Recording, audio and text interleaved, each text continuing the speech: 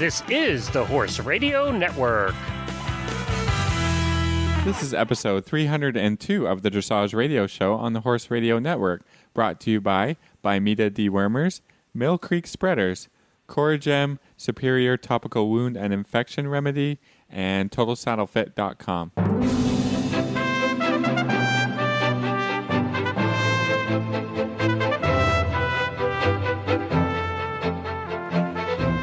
This is Reese Koffler-Stanfield from Wellington, Florida. And this is Philip Parks from Fergus, Ontario, and you're listening to the Dressage Radio Show. Hi, Reese. Hi, Philip. How are you today? I've been busy today, so feeling a little tired. I get it. And we're doing a little special recording tonight, aren't we? Yeah, we're a little early in the week because I got some stuff going on tomorrow on Thursday, so I'm not going to be able to be there to record the rest of the show. But, you know, we got together. We're doing it Wednesday night. It's going to be okay. It is. It's going to be great. I get Glenn tomorrow, so we'll have a split show. So it's it's going to be fun. Fun week. So, Reese, well, what do we got going on for the show tomorrow? We've got a great show this week.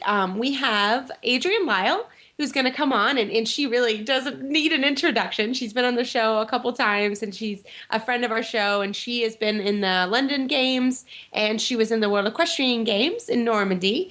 And she's coming on. She rode in this very special class over the weekend at the Derby, the Palm Beach Derby. And it was a true Derby class.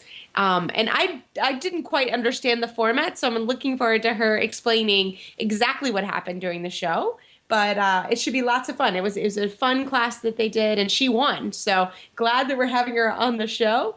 And for our Total Saddle Fit tip of the week, we have Lou Denizard. He rides for Puerto Rico. And he's coming on to give our trainer tip of the week. So lots of fun stuff this week. Cool. I'm sorry I'm going to be missing it. Well, I guess we have some news that we could talk about.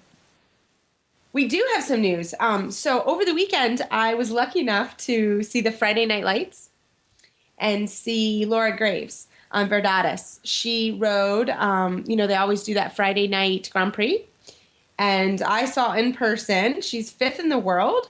And I saw her ride a performance that was fantastic. It was a 78.875, which her second highest. At the game, she had an 82.03%. And they were they're a wonderful pair to watch. We talked a little bit. We talked a little bit about them last week because she had just ridden the Grand Prix technical test, and I guess there were some bobbles, and her score wasn't as high as a lot of people were expecting, but she came back and she recovered and she rode to win the freestyle. That was awesome, I guess. Everybody's talking about it.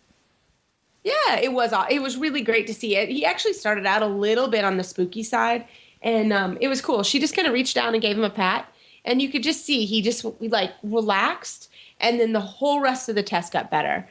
So it's just they have a really, really cool, unique partnership, which is just fun to see. It's just fun to watch. Before she went in, did she just walk around like she did in the games?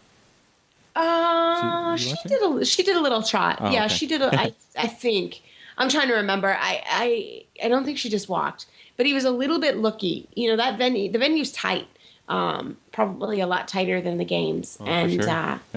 Stadium's that was a big smaller. stadium. Yeah. Mm-hmm. So he was a little bit looky at the flower boxes and just kind of came in a little looky. And she did. She just kind of reached down and gave him a couple pats. And he just took a deep breath and relaxed. And then the whole test just better and better. So I haven't ever seen Laura ride in person. So that was super fun to see that. Awesome. And I guess they got another CDI going on this week. Today, I think. Yes. The Prix St. George went.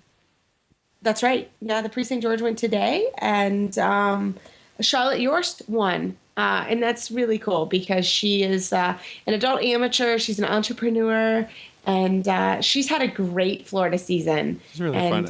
She's been a fun person. We've had her a couple times on the show. And, we should grab her again. Yeah, great personality. And you can tell from all the photos. I mean, we're seeing a lot of photos come up from the shows and stuff. She's got a few horses entered in the different CDIs that have been going on, and she just seems like a really upbeat, fun person. So that's cool for her to take a blue ribbon.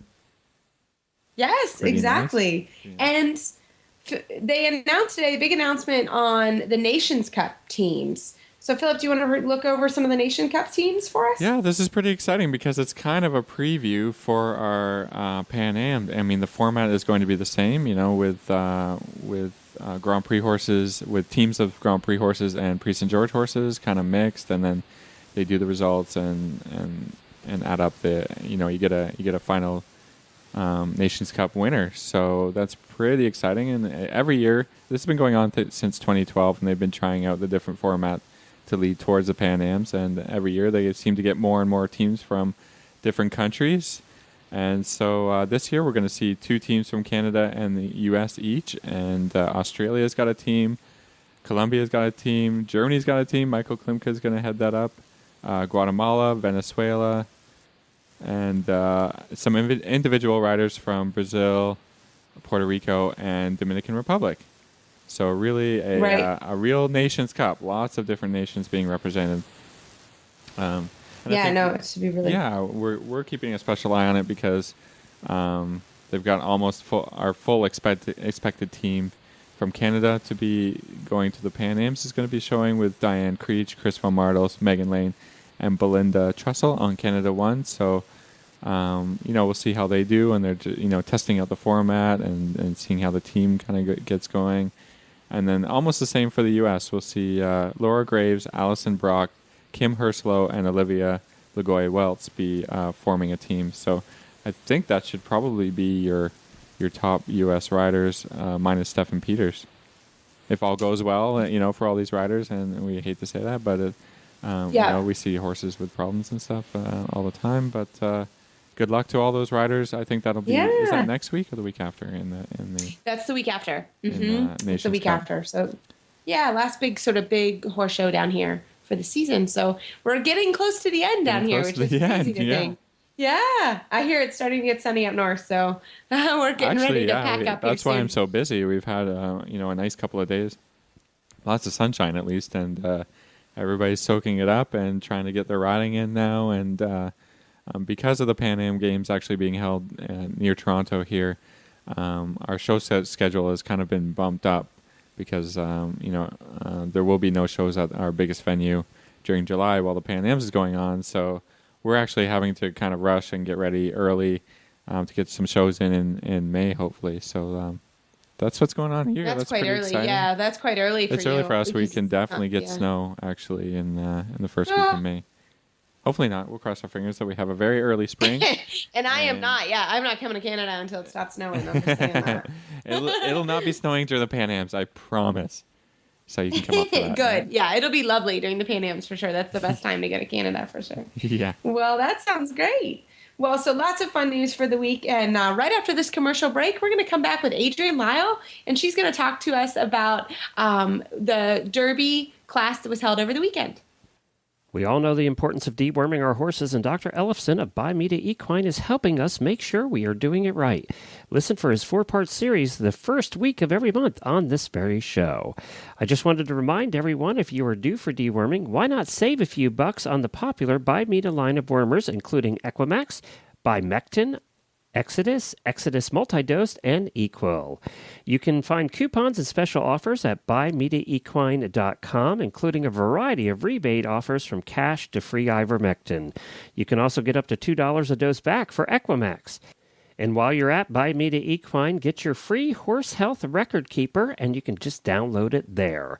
Plus, learn a bunch about parasites and deworming at Bimeda, that's BIMEDA, equine.com. We at the Horse Radio Network all use Bimeda dewormers because we want the best for our horses, and we know you want the best for yours too. Bimeda, and tell them the Horse Radio Network sent you.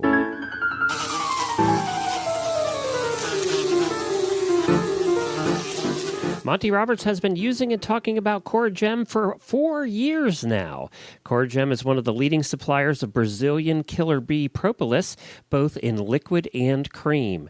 As horse owners, we want a topical product that provides superior results for girthage, saddle irritation, rein rot, and all fungal issues, even scratches and ringworm.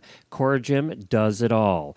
We also want a product that heals wounds fast and minimizes the appearance of scars. CoraGem does that that too. And we want it to regrow hair in affected area and reduce skin inflammation, and Corgym does that. Plus, it contains no steroids, antibiotics, or chloride. It is non-toxic. It's even safe when your horses lick it, and we know they will. Used and recommended by veterinarians, breeders, and trainers from all over. Get Corgym today at CorgymAnimals.com. That's CORIGEM Animals.com. And use the coupon code HRN2015. That stands for Horse Radio Network. HRN2015, and get 10% off your next order just because you're a listener to this show. That's HRN2015 at CorgymAnimals.com. Well, this evening, it is my pleasure to announce that we have Adrienne Lyle. She was, oh my gosh, you don't even need an introduction, Adrienne, but World Equestrian Games in Normandy and the Olympics in London. And I'm so glad to have you on tonight. Well, thanks for having me. So, Adrienne, I called you because there was this super interesting class that happened over the weekend at the Palm Beach Derby that, to be honest, I didn't even really understand what was happening. So can you explain what happened and what you won? You won a huge class. What happened? Yeah, well, what took place during the Palm Beach Derby, fittingly, was a derby, a real true derby class, which involves riding switch horses, ones that are not your own, only having 5 minutes of warm-up on that horse and then having to go in and ride a test. Every derby's run in a little bit of a different fashion. This one, I got a call from Thomas Bauer about a week ago, and he said, hey, we're trying to make the derby have an actual derby. We're trying to get 4 top Grand Prix riders from 4 different countries, and we want to have them kind of go head-to-head. So it was myself, Lars Peterson from Denmark, Karen Pavicic from Canada, and Christoph Koschel from Germany. So we were the 4 representatives. And the way they did it, we had 2 horses in the initial round. Lars and myself shared a horse, and Karen and Christoph shared a horse. And we got to watch the horse get warmed up a little bit with its regular rider. Then we got 5 minutes. We got on the horse. We got 5 minutes to ride it around the ring. Then they rang the bell. We had to go out, come in, and ride a pre-St. George test. Then we switched, and then the next rider went. And That's then crazy. The winner, yeah, and then the winner So the winner on each horse, you don't compare the 2 horses' scores because obviously there's just a big difference in, the type of horse and everything. But the winner, whoever has the highest score from the 2 people that rode that particular horse, they went on to the final. So it ended up being Christoph and myself going on to the final. And that was a 3rd borrowed horse that we've never seen before, getting 5 minutes and going in and riding your test. Boy, if you had intercollegiate experience, you would have been a ringer for this one, huh? Yeah, I have a little bit of intercollegiate experience. That was crazy. Okay, so tell us about your first round with Lars Peterson. Like, what happened? Yes. Give us a So play-by-play. the first round, we had, first of all, the horse that I know that they were going to borrow that morning, I believe Evie Strauss was going to lend one of her horses that had colic. So they called that morning and said, you can't use our horse, he's sick. So Thomas was on the phone that morning trying to call around and get people to bring their horse in to donate, to let us lend to this thing, which first of all is a huge thank you to the owners. That's like a tremendous amount of trust being put in someone else's hands. Put your horse in a situation like this. So they called this person in that morning. He said, sure, I'll braid him up and head on over to the show. So they brought the horse in, and his name was Fortune and Fame. He's a big, beautiful, about 18 hands, close to 18 hands, big moving horse. Really a pretty thing. Yeah, but a little on the lazy side. So by the time I got the second ride on that one, by the time it got to me, we were pretty well out of gas. I spent a lot of my 5-minute warm-up walking because I knew I had to rev the tank a little bit to get through the test. That's crazy. And then the second horse was about the complete opposite. It was this really cute little buckskin little Spanish horse, hot as a pistol, super sensitive. I don't think he'd ever had anyone with legs as long as ours on him. He looked a little bit worse, but managed to figure it out. That was the winning horse. That's the horse that you won on? Yes, that was the second round, yeah. And so, that was the final round was on the little Spanish horse. So you had to ride through the Pre-St. George? We rode the Pre-St. George, yep. Oh, I love it. We had the full panel of judges, and it was really fun. We got to do the big stadium. Like I said, 5 minutes to warm up. And what was a little different in this derby, I've seen derbies before over in Europe, and you do the warm up outside the ring, and then you come in and do this competition. They had these riders warm up inside the main ring, then they went out and blow the whistle and had to come back in. But I actually thought it was kind of fun because the audience gets to see each rider's strategy with their 5 minutes. You know, how are they going to use these 5 minutes to get this horse and them on the same page? And so I actually thought that was kind of interesting to get to watch that part of it as well as. So they did it a lot like the jumping derbies. That's the same way they do the jumping derbies. So they did it a lot. You get to watch them. Yeah, you get to watch them warm up on the warm up jumps and then go into the ring. Yeah. That's kind of cool. Neat. What was the hardest thing? What was it? Was there a movement that was the hardest? Was there something that really was difficult to do with so little time on that particular horse? Well, I think that the kind of the things that I think every rider tested a little bit were the pirouettes and the changes, because those are kind of what I would call more personal aids. You know, everyone has a certain way they ride those, especially the changes. The second horse in particular is pretty green in the changes and very sensitive. So I could tell I'd have to ride those really tactfully or he was going to get nervous and scoot away from me. The first horse was such a big moving forward horse. I could tell everything going forward was going to be easy. The collection was going to be a little bit the trickier part, and you had to finesse him a little because if you grabbed him too strong in the mouth, he wasn't going to like that, and he was just going to shut down on you. So it's kind of just finding that perfect balance and trying to keep him there with you through the test. So did you come in with a specific strategy? Do you kind of overall think, okay, in my 5 minutes, I'm going to do this? And did it change, or did you have a specific strategy? Not at all. I actually had no idea what I was doing. So I came in with absolutely. All right, there's your tip of the day, everybody. Just have no clue, and you win. Wing it. Just wing it. So, you can tell right when you sit on a horse within the first minute. You can pick up what their temperament's like, what their sensitivity is like. You know, and when you only have 5 minutes, you're not going to retrain them to do anything, obviously. So you're not going to teach them to do it your way. It's your turn to figure out how to speak their language. So I was kind of just running through the test and figuring out, okay, how do I speak so that they understand rather than the other way around? I love it. That is so cool. Have you ever done one in Europe or just watched? No, I've only watched one before back in 2010 when I took Wizard over to Europe at the Horses and Dreams in Hagen there, and they had a Grand Prix Derby. And there they rode 4 horses. Everyone switched on everyone's horse, which seemed a little wild. Intense. So I actually liked I liked the format we did. I thought it was a little more horse friendly for sure. Yes. The horse only had to do 2 tests. You mean over there the horse had to do 4 tests in a row? Wow. Yeah. Grand Prix. Yeah, like that's no joke. That's tough. Laid down in the middle of the arena. Yeah, exactly. I know. I'm done. One already. Are you kidding me? Exactly. Oh, I love it. What a crowd! What a crowd pleaser this kind of class is, though. And I think it was really fun, and I had a lot of people come up to me and say, my husband's not a horse person, but he loved watching that class because even not really being that educated, you can clearly see why one person won above the other. You can see the difference. And you were really waiting for somebody to screw up. It's the whole NASCAR thing. You were kind of waiting for the accident to happen, Exactly. And it was pretty funny. Of course, when you're riding switch horses, you have some things that just totally don't go as planned, and everyone is laughing and trying to keep a straight face where you can hear everyone on the sidelines just totally cracking up. Oh, I think you guys are all good sports. I think it sounds like a ton of fun. It was really fun. Like Lars's was so funny because when he was riding Fame and Fortune, he's doing these huge changes for 10, these 4 tempies. He gets to the third 4 tempi, and we're like, oh my God, he's only got 1 meter left on the diagonal. Starts trying to shorten the canter, he's all the way around on the short side, still doing his 4 tempi. Laughing. That's awesome. Oh my gosh. Oh, it sounds like a crowd pleaser. I'm super bummed that I missed it. It sounds like a lot of fun. I think hopefully they're going to try to continue it, and there was even some talk about trying to maybe make it during the night as intermission or something, because I think it really would be. It's something the crowd gets into. It's different. It's fun.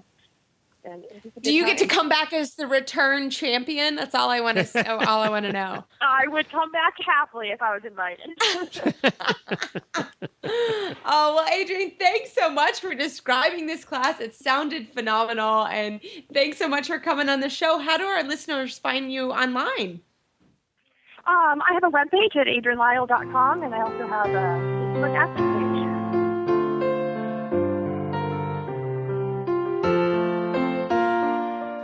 So you've been thinking about getting a manure spreader? Well, here's why I think you should consider Mill Creek. They've been in business for almost 30 years with continuously improved designs to meet the needs of horse owners like you. At Mill Creek, models are virtually maintenance and trouble-free thanks to their exclusive sealed bearings. They're the only compact spreaders you'll find like that. Mill Creek customer service is second to none. Call them and you'll reach a knowledgeable person in their own factory right in Pennsylvania. With 8 models available, they're happy to help you choose the right spreader for your budget and barn. 5 models can be pulled with ATV or garden tractors. If you'd rather have a PTO drive, they've got those too. At Mill Creek, spreaders have the lowest sides and tongue weight of any on the market. And one of the biggest problems we always had with our spreaders is they just rust. Everything rusts out, and then you have to replace the metal, and it's just a pain. If you don't want to ever have to worry about your manure spreader rusting again, then consider the Mill Creek stainless steel line. They are the world's first and only compact manure spreaders built out of stainless steel, and they're warranted against rust-through for life. Julie Goodnight, clinician and star of Horsemaster with Julie Goodnight on RFD TV, has owned and used the Mill Creek spreader every day for over 9 years. She knows they represent great value and quality and is proud to endorse them. So for the best compact manure spreading equipment you can buy, check out Mill Creek's lineup. Years of trouble-free operation will get you out of the barn faster and give you more time for your horses. Give them a call today at 800-311-1323 or visit their website at millcreekspreaders.com. Well, Reese, before we get to the next guest, I do have a couple of things that we have to do here, a couple of housekeeping things for the Horse Radio Network. The first is Dr. Wendy Ying and I we're invited by the United States Equestrian Federation to do the commentary for the live feed from Live Oak International. Live Oak International is the largest driving event in the country, done at Live Oak here in Ocala, Florida, about 4 miles from my house, Chester Weber's farm, and it is the biggest driving competition in the United States. It's a 3-phase. They do dressage and then marathon through the obstacles and then cones event. Well, Dr. Wendy and I will be doing the commentary for the marathon and the cones on Saturday and Sunday, the 21st and 22nd. And if you have never seen marathon before with the carriages, it is something you have to see at least once. Wouldn't you say? Have you ever seen it?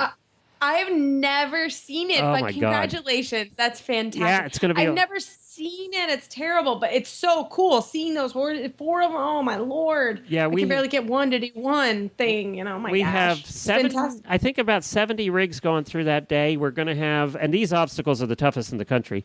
We're going to have single horses, single ponies, pairs of both kinds, and then we have 4-in-hands of ponies and horses going through. And they go through these obstacles, and they only have a couple inches on each side of the wheels, and they're making these hard turns and up and down hills and through water. It's just at a full dead gallop. So it's fun to watch. Oh, that's so cool. Yeah, so Dr. Wendy has done all of this. She's done singles, pairs, and fours at this facility. So she should be fun to listen to and give us a lot of insight into it. And the USEF was kind enough to ask us to do that. So I'll post on the dressage page the day before and just remind everybody it's free. Yeah. Everything you watch on USEF Network is free. So they're going to have a whole bunch of cameras all done in high def for this. So cool. It's going to be on the 21st and 22nd here in Ocala. That's one thing. And the second thing is my co-host of the Horses in the Morning show, who you know very well, Jamie. Yes. Went viral this week, and much to her chagrin, I might add. On Monday's show, we always have the Leslie from Horse Nation, who's the editor of Horse Nation, which is one of the top blogs in the horse world now. They have almost 100,000 followers on Facebook, and it's huge. And they do kind of wacky stuff like we do on Horses in the Morning. So Leslie comes on every Monday, and we talk about articles, and we just have fun. Well, the subject of sheath cleaning came up, and I said, oh, wait a minute. I had gone through my archives recently and found a song that we did years ago on Horses in the Morning that Jamie sang. And it's the sheath cleaning song. I don't think we kind of made it up. We saw it someplace, and then we kind of rewrote it, and she sang it on the show. And it's kind of a little irreverent, but funny, and it has thousands of listens today, and I'm sure it's going to go crazy over the next couple of days, too. It went viral. So here is Jamie Jennings of Horses in the Morning singing the sheath cleaning song. How's it hanging so much cleaner? Aren't you glad I washed your wiener? I admit it's kind of creepy that I had to stick my arm up in your pee-pee. It was sticky. It was gunky. It felt icky. It smelled funky. It was crusty. It was cruddy. When you stuck it out, it creaked like it was rusty. After half an hour of toiling and of squirting, baby oiling, you're as fresh there as a daisy. Either this means I love you or else I'm crazy. Well, I love that, Glenn. We listened to it right before we did the show, and I had to laugh because I am one of those. My veterinarian cleans all my sheaths. Yeah, you know what? Me too. Yeah. Horse husbands also do not clean sheaths. That's something we don't do. Yeah, no.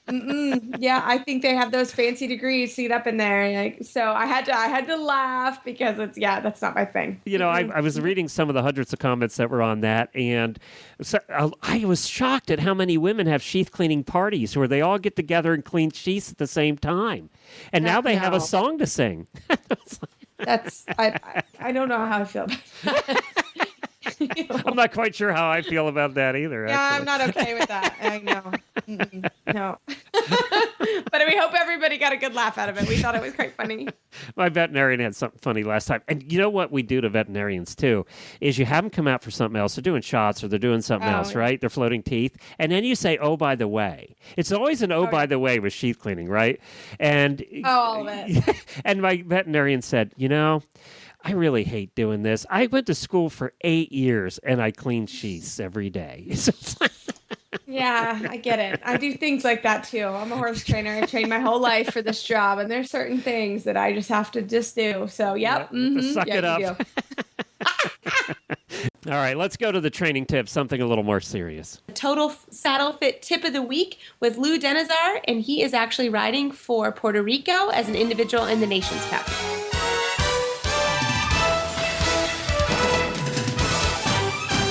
This week's dressage training tip is brought to you by Total Saddle Fit, home of the shoulder relief girth at TotalSaddleFit.com. Well, it is my pleasure this evening to have Lou Denizard from Puerto Rico on the radio show. Lou, how are you tonight? I'm great, Reese. How are you? I am fantastic. I am so glad I grabbed you at the White Fences show a few weeks ago and said, I need you to come on the radio. So thanks for coming on. Oh, I appreciate it. It was a little daunting in the beginning, the thought of it, but I'm excited now to go ahead and have a nice conversation with you on the show. Exactly. So, Lou, actually, very exciting news. You just, we reported on the show that you are on the Nations Cup team. Yeah, I'm one of the lucky individuals to ride in the Nations Cup because normally that's a team competition. And in the very initial one, they are now there to be a mixed team, and they don't allow that anymore. So what they've done is allowed individuals to represent foreign countries, if you will, to represent themselves in the Nations Cup. And so I'm one of the lucky individuals. Well, we will be cheering you on from the stands. I was super excited. I had to give you a plug on that. Thank you. Congratulations. That'll be super fun. So, Lou, when I talked to you at the horse show, I said one of the things we love to hear are trainers' pet peeves. So what would what is one of your or multiple ones of your pet peeves? Well, I think that one of the big ones that always comes across to me is when I watch people in warm-ups at different competitions, especially, the higher up riders that will occasionally look over their shoulders to look back to see if the hunters are trailing in a half pass or to, look behind them. And I really find that drives me insane because, one, I don't think it's necessary. And two, I think the rider should have the ability to feel what's going on behind them. He doesn't need to check whether it's in the right spot or not. Oh, I agree. I completely agree. When I had to laugh when you said that because you look at that and you think, oh my God, number one, why can't you feel that if you're doing a half pass? Yeah. You should be able to feel that. And as certainly as you're learning, that it's different, but we're talking competition here. And the other thing I'm like, where is your trainer or your ground person or somebody to make you not do that? I love that pet peeve. That was a good one. I totally agree. And I have to be honest, one of my pet peeves as we're talking about half passes is people that do that, but they do multiple repetitions in the warm up. They half pass for 20 minutes. And you watch that and you think, my goodness, that's a lot of half pass before you have to go into the arena at the horse show. So I'll add that to your pet peeve as well. So do you have any other ones for us? Oh, do I have any other pet peeves? Well, and along with that one is people who stare off into what I call la-la land, that they're kind of riding along, but instead of watching where they're going and being aware of their surroundings as they ride, they just kind of stare off into nowhere land. And that they're focused, but their focus is in the wrong way because they're just not paying attention to where they're going. So that staring idea drives me crazy. All right, I have to jump in here because I have to defend all of us people with ADD. Because that would be me right there, staring off into la-la land, thinking about what's for dinner. Yeah. Well, it's that I completely agree with this one too. Especially here in Florida, the venues are very tight, and so you may have 2 or 3 warm-ups, 2 or 3 rings in one warm-up. So you're riding along, and this actually happened at the White Fences show where we saw each other a few weeks ago. We had gotten a tremendous amount of rain, and the one ring was unrideable. You couldn't. So it almost was too many horses in the warm up. I actually went and warmed up in the field. I thought this is too much in here. Yeah, but there were there were a couple riders that you were just so nervous, and then it is tough. I mean, talk to us a little bit about how you would navigate that type of warm up situation. A lot of horses, people are nervous. What are some tips you can give us for that? Yeah, I just really feel that communication is the best thing to use. I mean, we're all in there for the same reason. Some of us sometimes have horses that are claustrophobic. Like I rode one at the White Fences shows that was there specifically to deal with crowds. So I was very vocal with the other riders to just say very politely, hey guys, please don't close me in too much. He's claustrophobic. And that made people wake up and look a little bit more around themselves. Of course, I didn't want to ruin anybody else's warm-up, so I did my best to also pay attention to not do that. But I think vocalization, being polite, and just saying, hey guys, left to left, calling it out, which direction you're going in, even your lateral movement if you're going into a half pass, because the more complex the tests get, as you know, Reese, the right of way goes to the more difficult movement. And that is something that needs to be verbalized so that everybody plays nice in the sandbox. Yeah, I completely agree. I mean, I think that's it. You just need to be vocal, not rude, but, if there are crowds, it happens. Nobody could have thought 11 inches of rain would have come to the horse show. Like, who could have? I mean, it was a flood, it was terrible. So we all were dealing with the same situation, and people are nervous, and there's a lot of things going on, but I completely agree. Just say, hey, diagonal, half pass. I think that's a phenomenal way. And looking where you're going. I am 100% on your pet peeve as well. Going back to that pet peeve, just looking where you're going, calling it out, being vocal. I think those are fantastic tips. Those are great. Well, Lou, thanks so much for talking about your pet peeves this evening. If our listeners wanted to find you online for some more information, how do they find you?